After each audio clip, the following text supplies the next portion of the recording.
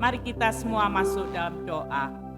Bapa dalam surga, terima kasih Tuhan, Engkau memberi kesempatan kepada kami semua kaum usia emas bisa pertama kali bertemu kembali secara tatap muka setelah kurang lebih 5 tahun. Kiranya Tuhan memberkati ibadah kami ini Tuhan. Kau tolong dari permulaan hingga akhirnya. Bantu hamba Engkau yang penuh kekurangan ini dapat menyampaikan firman Tuhan. Terima kasih Tuhan. Dalam nama Tuhan Yesus berdoa bersyukur. Amin. Silakan duduk kembali. Shalom. Puji Tuhan ya, kurang lebih 5 tahun kami nggak berjumpa secara tatap muka. Hari ini bisa bersama-sama lagi untuk ibadah tatap muka ini. Nah ini yang permulaan ini sampai dengan khotbah selesai direkam ya supaya bisa dibagikan ke teman-teman yang nggak bisa datang, yang biasanya memangnya selalu ikut secara online ya kami, tapi yang nanti selanjutnya untuk tidak direkam ya, aktivitasnya nggak direkam. Makanya di sini kita hari ini akan melihat tentang Matius pasal 18 ayat 21 sampai dengan 35.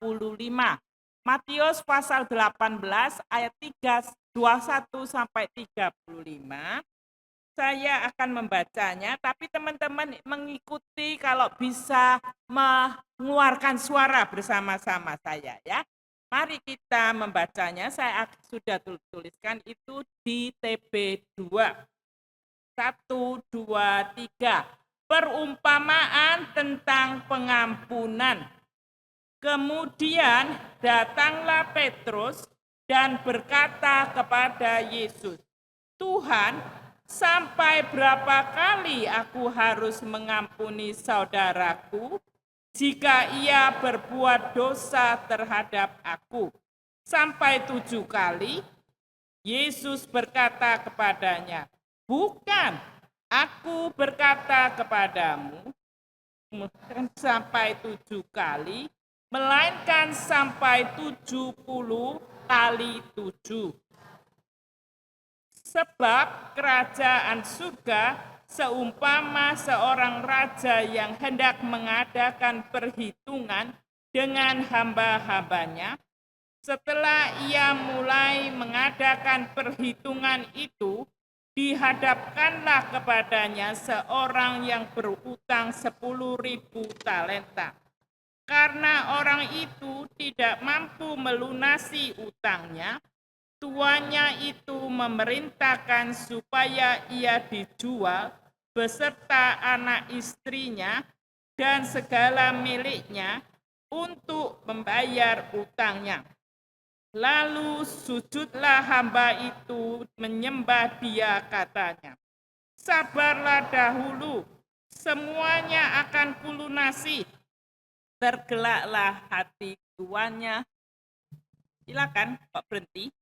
Tergeraklah hati tuannya oleh 11 kasihan, sehingga ia membebaskannya dan menghapuskan utangnya. Ketika hamba itu keluar, ia bertemu dengan seorang hamba lain yang berutang 100 dinar kepadanya. Ia menangkap dan mencekiknya, katanya, bayar utangmu. Sujudlah kawannya itu dan memohon kepadanya, sabarlah dahulu, utangku itu akan kulunasi. Namun ia menolak, lalu pergi dan menyerahkan kawannya itu ke dalam penjara sampai ia melunasi utangnya.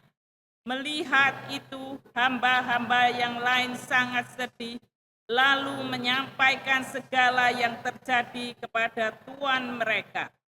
Kemudian tuan itu menyuruh memanggil orang itu dan berkata kepadanya, hai hamba yang jahat, seluruh utangmu telah kulupakan karena engkau memohon kepadaku. Bukankah engkau pun harus mengasihani kawanmu seperti aku telah mengasihani engkau? Tuannya itu pun marah dan menyerahkannya kepada algojo sampai ia melunasi seluruh utangnya. Demikian juga yang akan diperbuat oleh Bapakku yang di surga terhadap kamu, apabila kamu masing-masing tidak mengampuni saudaramu dengan segenap hatimu. Amin. Puji Tuhan, pada bulan pertama ini dan juga perdana, ini ibadah kita, saya ingin bersama-sama dengan teman-teman memikirkan tentang firman Tuhan. Biasanya orang pada permulaan tahun itu lalu menghitung-hitung. Tahun yang lalu laba saya ini berapa ya? Tahun lalu ini apa? Bagaimana dia menghitung-hitung? Baik itu kerjanya, baik dia ini uangnya, waktunya, dan lain sebagainya. Supaya ini semua terorganisir dengan baik. Tuhan Yesus hari ini menganjurkan pada kita menghitung. Loh, tapi bukannya menghitung kesalahan orang. Dia mengatakan ada yang kalau penghitungan itu melebihi kalkulasi. Itu gambarannya tentang orang kalkulasi. Kalkulasi apa? Tuhan Yesus mengajarkan pada kita semua, menghitung ini, janganlah menghitung tentang kesalahan orang. Ini berhubungan dengan sikap kita.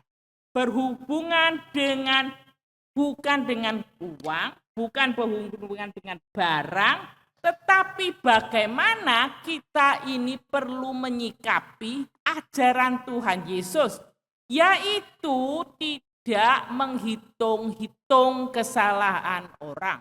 Kita malah dianjurkan untuk belajar mengampuni. Mengampuni itu suatu keharusan ajaran dari firman Tuhan. Mengampuni bukan suatu pilihan, iya atau tidak, harus. Tidak ada pilihan, harus mengampuni. Nah, bagaimananya? Ini berapa kali? Petrus bertanya di ayat 21, 18-21, kemudian datanglah pada Petrus berkata pada Yesus, Tuhan, sampai berapa kali aku harus mengampuni saudaraku jika ia berbuat dosa terhadap aku? Sampai 7 kali, loh itu sudah hebat. Ya, ini berapa kali, sering kali orang-orang, wah sekali aja itu susah, apalagi 7 kali. Nah, ini untuk lihat latar belakangnya. Ajaran orang Yahudi pada saat itu dikatakan, mengampuni orang itu 3 kali cukup. Jadi kalau sekali diberitahu, dia ini ya sudah diampuni salahnya. Kedua, bagus. Ketiga, bagus. Ajaran saat itu orang Yahudi, keempat kali nggak usah diampuni. Sudah.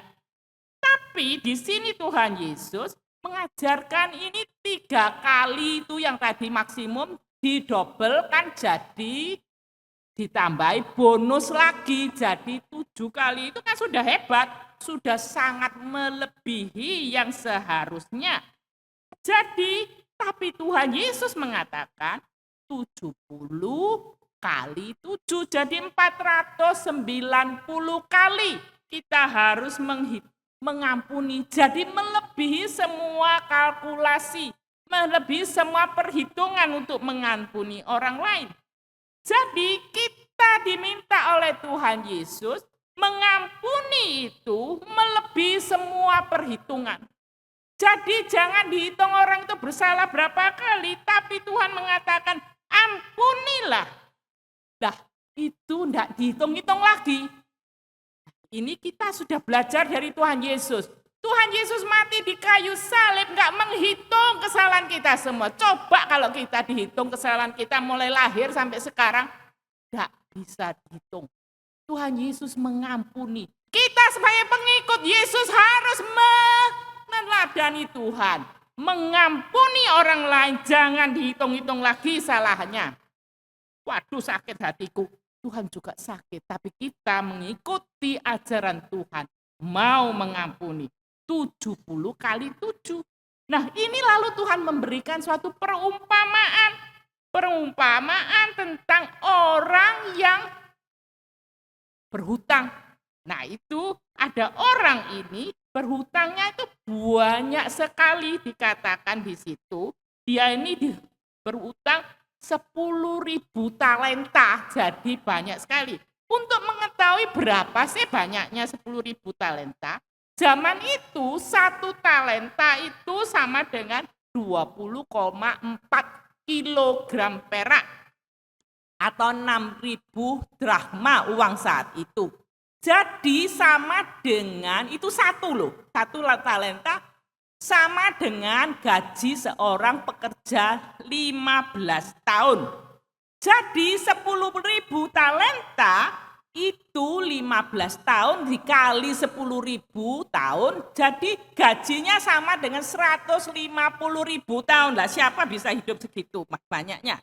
Jadi dengan kata lain, Tuhan Yesus ini menggunakan bahasa membesar-besarkan orang yang berhutang ini, begitu banyaknya ini, sampai kalau dihitung sama dengan 150.000 orang, 150.000 tahun, ini angkanya itu sangat besar. Kata Yunani itu myriad. Myriad itu sangat besar, 1 miliar 10.000. Nah ini jadi tidak bisa dihitung angkanya, tidak terhitung, tidak terbatas. Angka kuantitas yang sangat besar, paling besar. Jadi Tuhan Yesus mengajarkan kita ini diminta mengampuni orang lain tanpa batas.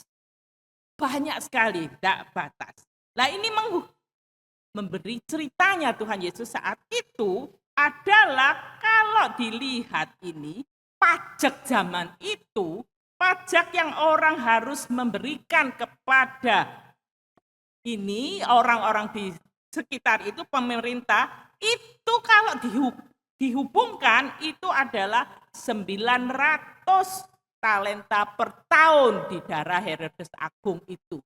Lah kalau ini digabung dengan di daerah Syria, di daerah Fenisia, Yudea, Samaria, gambarannya itu enggak cukup.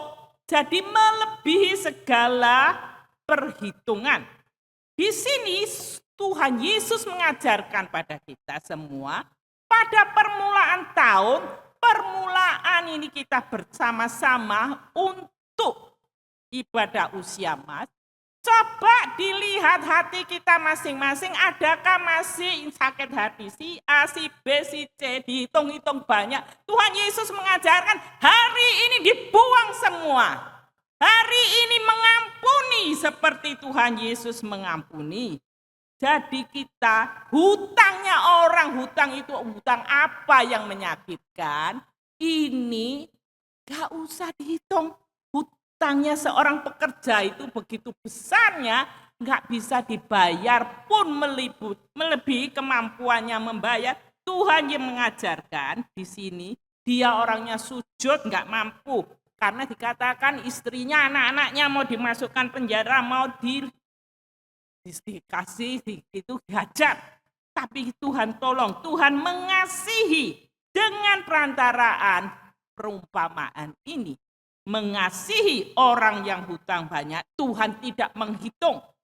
Nah ini seperti Tuhan Allah bermurah hati pada kita semua, seperti di Mazmur 103 ayat 8 sampai 12 dikatakan, Tuhan adalah penyayang dan pengasih, panjang sabar dan berlimpah kasih setia. Tidak selalu ia menuntut dan tidak untuk selama-lamanya ia menyimpan amarah.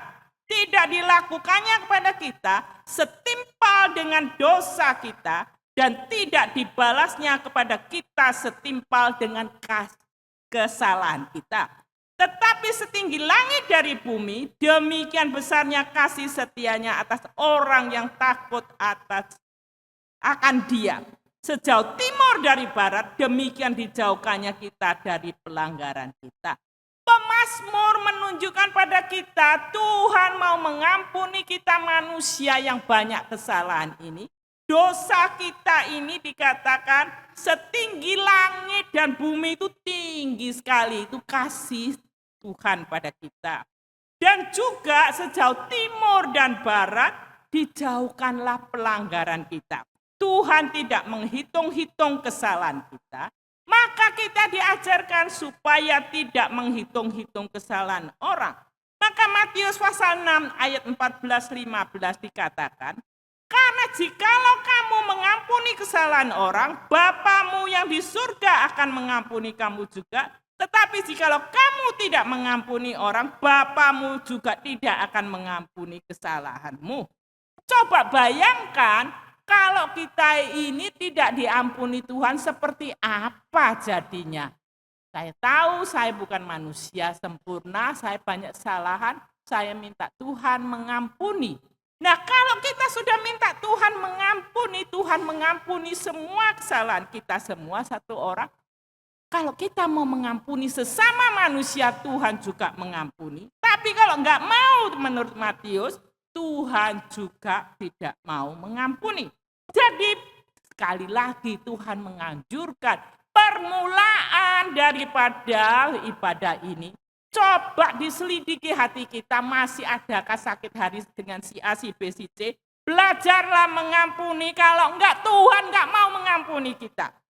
Nah, dilihat dari perumpamaan Tuhan tadi yang kita baca di Matius, ternyata pekerja itu tadi yang sudah diampuni dengan pelanggaran dia itu sampai begitu banyak hutangnya itu, dia lalu menemui teman pekerja lainnya menggunakan standar yang berbeda.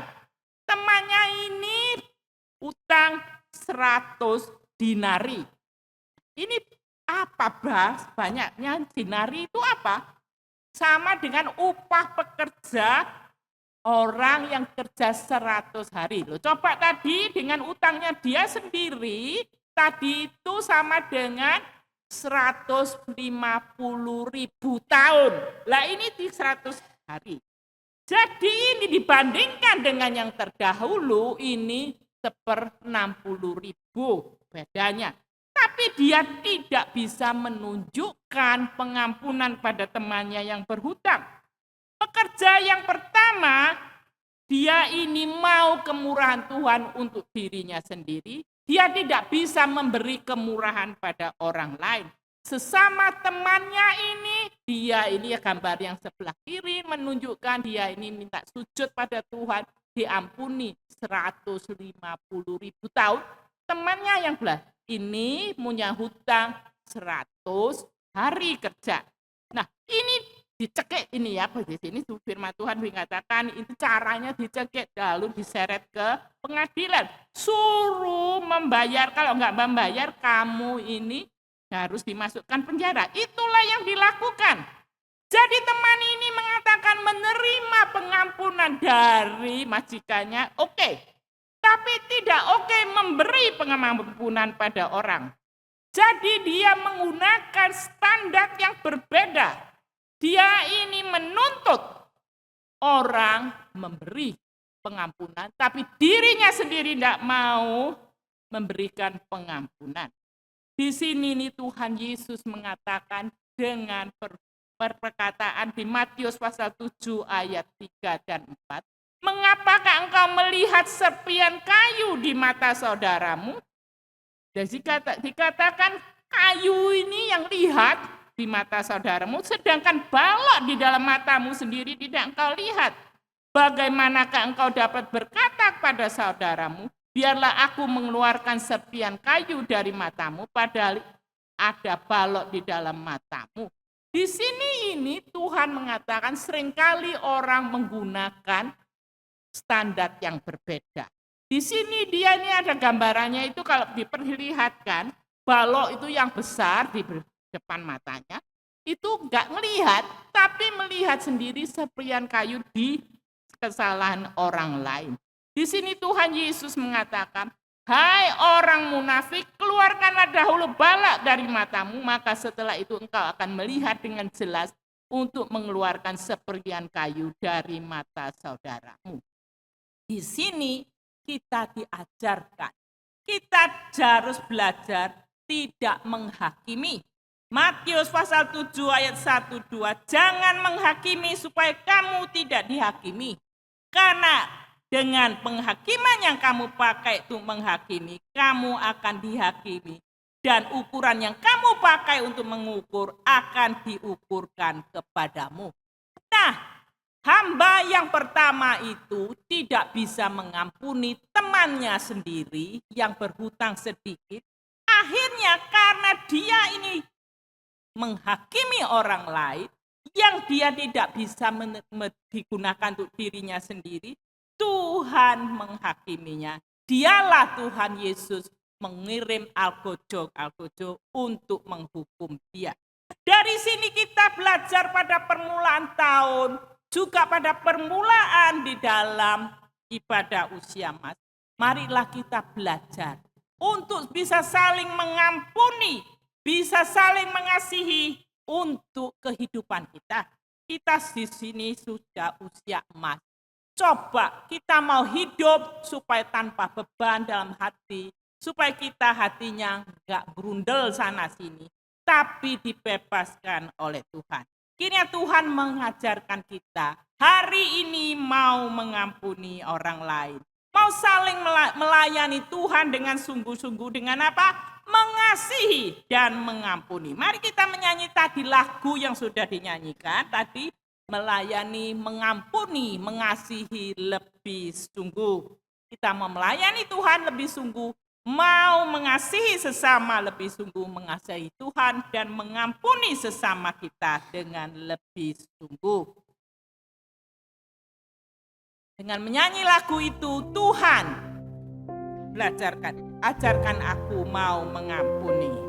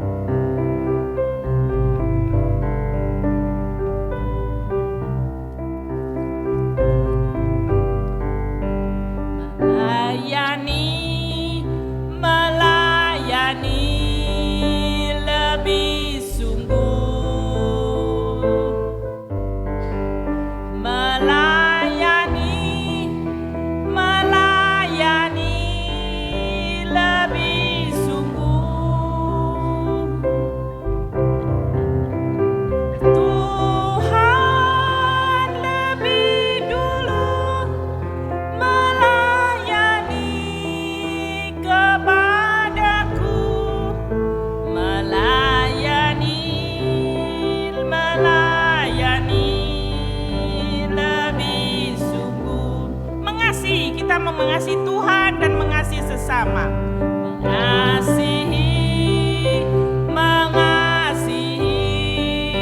lebih sungguh. Mengasihi